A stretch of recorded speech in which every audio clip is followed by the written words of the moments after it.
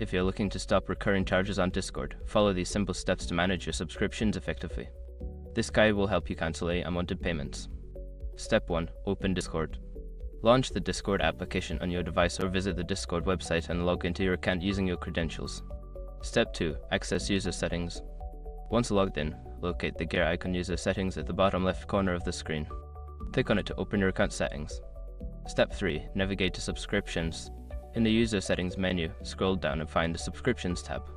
Click on it to view all active subscriptions linked to your account. Step 4. Select the subscription to cancel. Review the list of subscriptions and identify the one you wish to cancel. Click on the subscription to access its details. Step 5. Cancel the subscription. Look for the option to cancel the subscription. Follow the prompts to confirm the cancellation.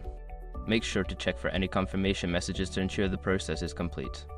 By following these steps, you can effectively stop any recurring charges on Discord.